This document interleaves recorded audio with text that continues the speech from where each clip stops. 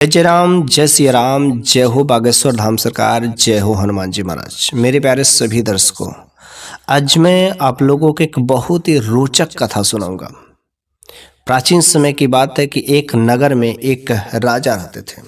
वह राजा जो है अपने प्रजा की हर तरीके से देखभाल करते थे, लेकिन अपने प्रजा के हित के लिए, प्रजा की देखभाल करने के लिए और रात के समय में अपना जो वेश बदल करके, कभी भिक्षुक का, कभी साधु का, कभी कोई ना कोई जो है वेश बदल करके रात्रि के समय में वह घूमा करते थे, ताकि किसी को किसी प्रकार का कोई कष्ट तो नहीं है ना जो मेरे से छुप रहा है, जो मेरे को बताता नहीं है। और इस तरीके से वह राजा जो है अपनी प्रजा के देखभाल के हित के लिए वह जांच किया करता था, और वह हमेशा वह राजा का काम था। लेकिन एक बार राजा ने एक जो है साधु महात्मा का एक भेष बनाते हैं, और रात्रि के समय में वह अपनी प्रजा के हित के लिए नगर में जो भ्रमण करने के लिए चले जाते हैं, ताकि किसके घर में कौन सी दिक्कतें हैं, कौन सी परेशानियां हैं। लेकिन वह राजा अपने नगर में घूमते घूमते जो एक जो है हलवाई के दुकान पर पहुंचते हैं, जहां पर वह हलवाई की छोटी सी दुकान थी, झोपड़ी थी, और वह किसी तरीके से कुछ दो चार पैसे का काम करता था बेच करके, और इसी में उसका जीवन यापन चलता था। लेकिन जब वह राजा एक भिक्षु के रूप में, बिल्कुल ही दीन स्थिति में, एक भिक्षु की स्थिति में रात्रि के समय में वहां पर वह देखते हैं, तो देख करके बिल्कुल ही दंग रह जाते हैं। जब उस झोपड़ी के पास पहुंचते हैं तो वह जो है बैठ करके कुछ बड़बड़ा रहा था। लेकिन जब उस राजा ने ध्यान से सुनने की बात की, तो वह जो कुछ मंत्रों को पढ़ रहा था, साथ में ही भगवान से प्रार्थना कर रहा था कि हे भगवान, आप ही सब कुछ देने वाले हैं, आप ही ने बनाया है, ये दुनिया आपके द्वारा ही चलती है, मैं तो बस आपका एक दास हूं। इस दुनिया में आपके बिना तो कुछ भी नहीं हो सकता, लेकिन आप हे प्रभु, हे भगवान, मेरा भी कल्याण करिए। आप सब कुछ जानने वाले हैं, लेकिन आप मेरे जीवन में उद्धार करिए। इस तरीके से वह भगवान से बहुत सारी विनती कर रहा था, प्रार्थना कर रहा था, और ऐसा मानो कि वह किसी साक्षात किसी आदमी से, किसी व्यक्ति से बात कर रहा था। इस तरीके से वह बात कर रहा था। लेकिन जब उस राजा ने इस घटना को देखा कि यह झोपड़ी में जो काफी गरीब है, किसी तरीके से अपनी रोजी रोटी चलाता है, लेकिन उसे इतना अपने भगवान पर भरोसा है कि ऐसे लगता है कि मानो किसी आदमी से बात कर रहा है, मानो वह भगवान सामने बैठा हो। क्यों ना इसकी परीक्षा ही ले लेते हैं कि आखिर वास्तव में इसके भगवान कितने जो सार्थक सिद्ध होते हैं। इस तरीके से वह राजा ने अपने उस प्रजा के भगवान की परीक्षा के लिए उसकी परीक्षा लेनी चाहिए। इसके लिए उन्होंने कहा, उस झोपड़ी में गए और कहें कि मुझे बहुत जोर से भूख लगी, क्या आप लोग मुझे खाना खिला सकते हैं? बस वह तो एक भगवान का दास था। अपने दरवाजे पर भिक्षुक को कोई भूखा जाए तो क्या उसे वह खाना नहीं खिला सकता है? तुरंत उसने उसको खाना खिलाया।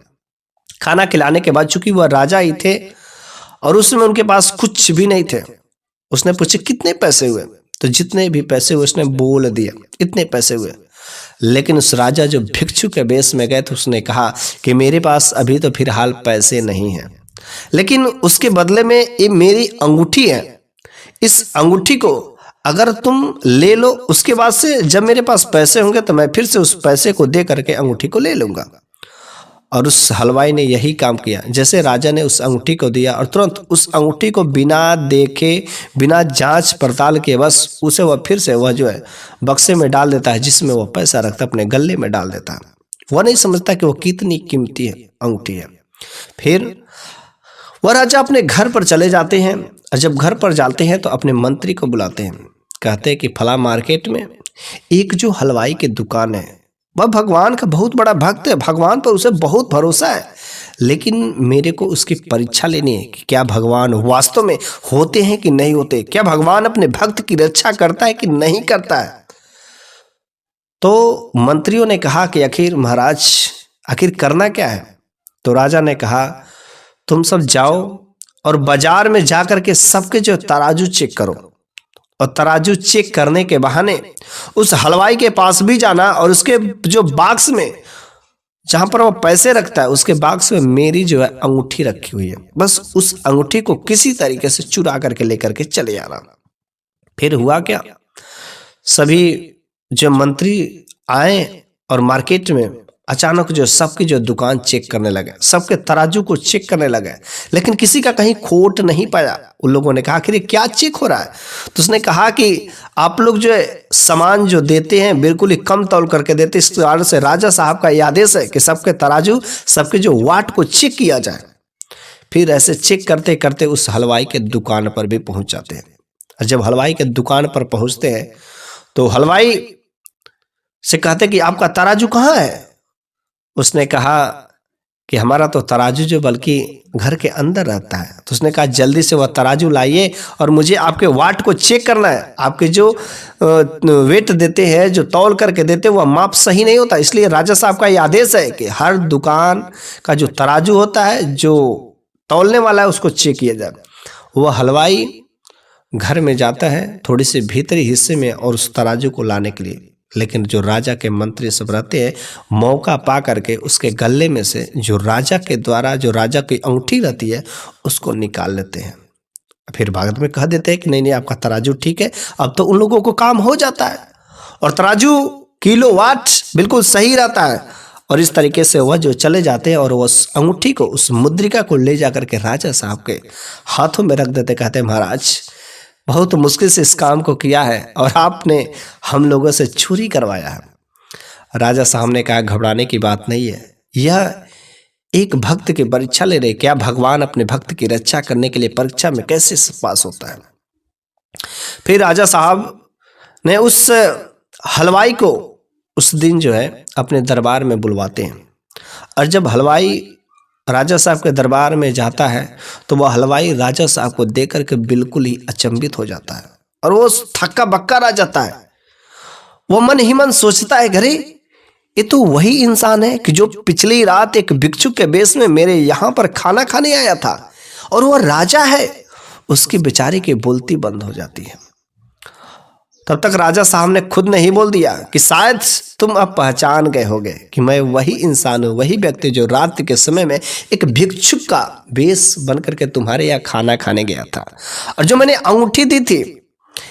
लेकिन जितने भी तुम्हारे पैसे हुए थे तुम ये अपने पैसे लो और हमारी अंगूठी दे दो। राजा साहब ने वहां पर उसके पैसे दिए और वह भागा भागा भागा आता है और कहता है कि अंगूठी को ले जा करके दे देते हैं। वह दौड़ा दौड़ा जब आता है अपने गल्ला में देखता, अपने तिजोरी में देखता है तो उस अंगूठी को ढूंढता है। वहां पर तो अंगूठी थी ही नहीं। अरे भैया रहती तब तो मिलती, लेकिन वहां पर तो अंगूठी थी ही नहीं। अब बेचारा अपने वह बीबी से पूछती, अपने पत्नी से पूछती, अरे क्या तुमने अंगूठी को देखी? अरे अंगूठी कहाँ चल गई? यहीं पर तो रखे थे। उसकी पत्नी भी कहती हमने तो नहीं छुआ, अरे किसी ने चुरा ली होगी। उस हलवाई ने कहा तुमको नहीं पता है? करे वह राजा साहब की अंगूठी थी, देना बहुत जरूरी है। बेचारे दोनों लोग पति पत्नी मिलकर के उस अंगूठी को ढूंढते हैं, लेकिन अंगूठी भला रहे तब तो मिले। वह हलवाई फिर से वह राज दरबार में जाता है बिल्कुल ही निराश होकर के और राजा साहब से कहता है कि महाराज आपने जो अंगूठी दी थी वह अंगूठी गुम हो गई है, शायद किसी ने चुरा लिया है। इसके बदले में आप मुझे जो सजा देना चाहें मैं वह सजा भुगतने के लिए तैयार हूं। राजा ने कहा कि नहीं, मुझे किसी भी हालत पर मुझे वह अंगूठी चाहिए। वह मेरी बहुत ही कीमती और बहुत ही बहुमूल्य अंगूठी थी जो मैंने तुम्हें दी थी, लेकिन तुमने उसकी परवाह नहीं की। उस व्यक्ति ने कहा कि राजा साहब मुझे माफ कर दीजिए, उसके बदले में जो भी मुझे सजा देना हो दे दीजिए। बस राजा ने कहा मुझे तुझे सजा नहीं देना, बल्कि मैं तुम्हें 10 दिन का मोहलत देता हूं और 10 दिन के अंदर अगर तूने मेरी अंगूठी को ला करके दे दी तो ठीक है, वरना तुम्हारा सर जो धड़ से अलग कर दिया जाएगा। बस यह सुन करके वह बेचारे बिल्कुल ही मन उदास करके घर पर आता है। और ऐसे करते करते एक एक दिन बीतते जा रहे थे। बेचारे का टेंशन बढ़ता जा रहा था। इधर उधर अंगूठी को ढूंढता, पति पत्नी मिलकर के घर में हर जगह ढूंढते, लेकिन अंगूठी का कहीं पता नहीं मिल पा रहा था। और ऐसे करते करते 7 दिन बीत गए। और जब 7 दिन बीत गए तो 8वें दिन वह राजा जो है घोड़े पर सवार होकर के वह नगर की ओर जंगल में जाते हैं शिकार करने।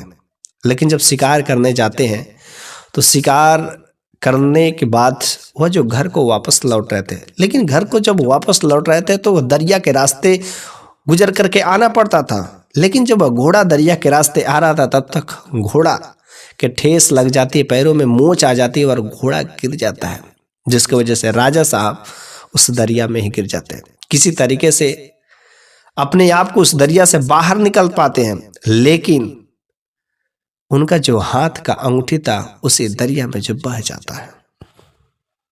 राजा साहब तो वैसे ही चले आते हैं, और जब चले आते हैं तो उसी दरिया का जो बहता हुआ पानी एक नदी में मिल जाता है। वहां पर एक मछुआरा जो काफी देर से जाल बिछाए हुए था, बेचारा दिन भर काफी उदास हो गया था कि लग रहा है आज एक भी मछली नहीं फंसेगी, और काफी उदास हुआ था क्योंकि घर पर जाएगा तो भोजन नहीं मिलेगा।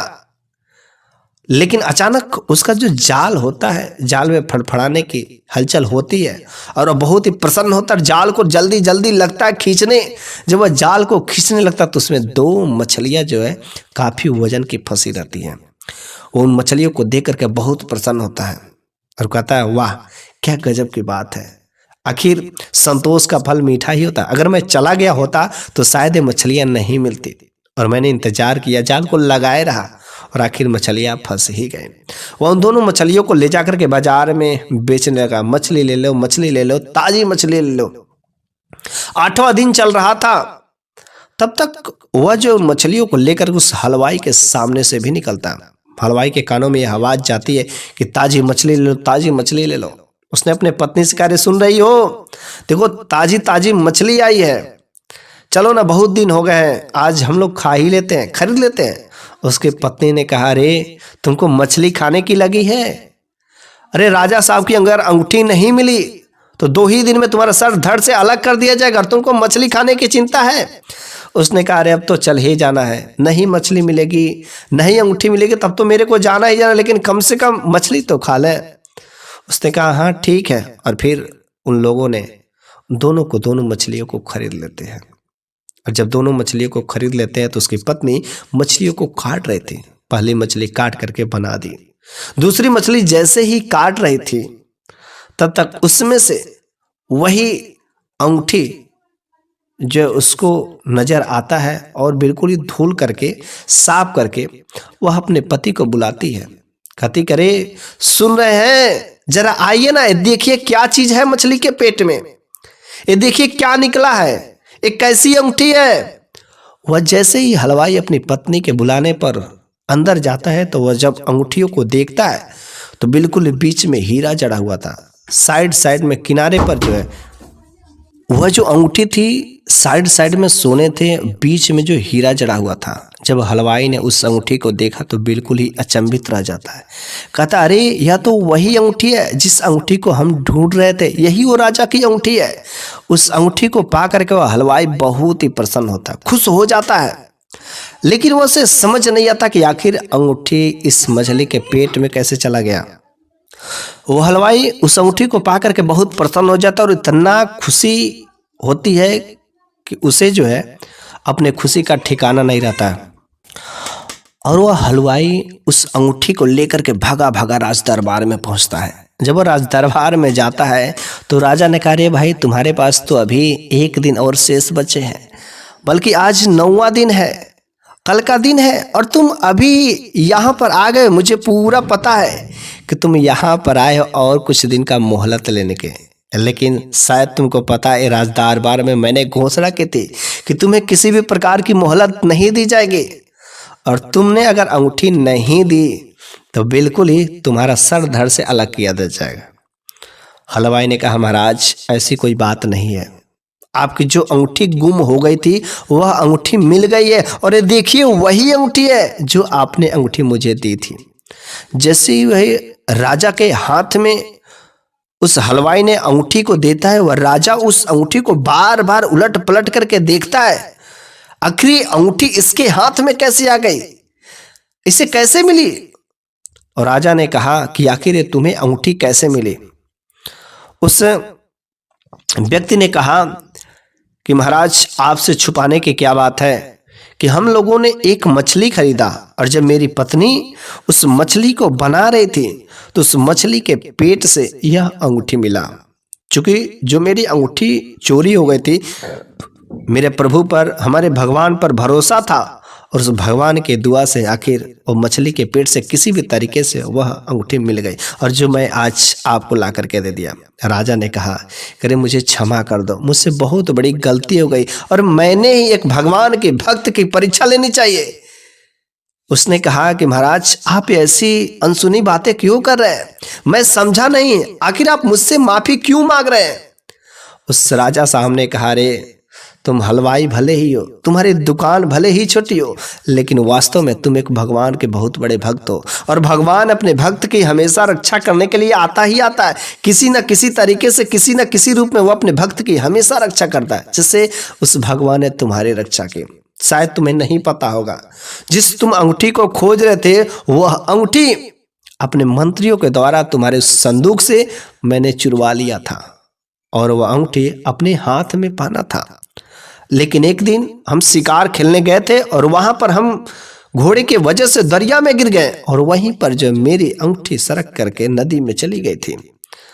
लेकिन देखो ऊपर वाले की क्या गजब की मेहरबानियां होती है कि वही मछली ने जिसे निगला था, वही मछली जो तुमने खरीदा, कितने भाग्यशाली हो तुम। और भगवान अपने भक्त की किसी न किसी तरीके से रक्षा करता है। अगर तुम भगवान के भक्त नहीं रहते तो हमने भले ही अंगूठी चुरा ली थी, तुम्हें नहीं मिलता नहीं। लेकिन क्या देखो गजब की भगवान की करिश्मा होती है कि अपने भक्त का किसी न किसी रूप में आकर के अपने भक्त की रक्षा करते ही करते हैं। अपने भक्त के ऊपर किसी भी प्रकार के कोई संकट नहीं डाल सकते। उनके दरबार में भले ही थोड़ी सी देर होती है लेकिन कभी अंधेर नहीं हो सकते। इसलिए हम सभी लोगों को अपने भगवान पर भरोसा करना चाहिए, अपने इष्ट देव पर, अपने सभी घर के देव, जो भी देवी देवता होता है, अपने पूज्य देव, जो भी आपके भगवान है, अपने भगवान पर हमेशा जो भरोसा करना चाहिए। अगर हमें सच्चे दिल से भरोसा होगा तो हमारा कोई भी काम जो रुक नहीं सकता, हमारे ऊपर कभी कोई कष्ट नहीं आ सकते, क्योंकि भगवान अपने भक्तों के कष्ट को देख नहीं सकते। ज्यादा देर तक ये कष्ट नहीं रह सकते हैं, वे जल्दी उन कष्टों से आपको मुक्ति कर देते हैं। तो प्रेम से बोलिए बागेश्वर धाम सरकार की जय। अगर आपको मेरे द्वारा ये जो प्राचीन कथा मैंने सुनाई है, इससे आपको कुछ भी सीखने को मिली होगी, अगर आपको कुछ भी प्रेरणा मिली होगी, अच्छी लगी हो, तो कमेंट बॉक्स में जय जय राम, जय सिया राम या जय हो बागेश्वर धाम सरकार जरूर लिखिएगा।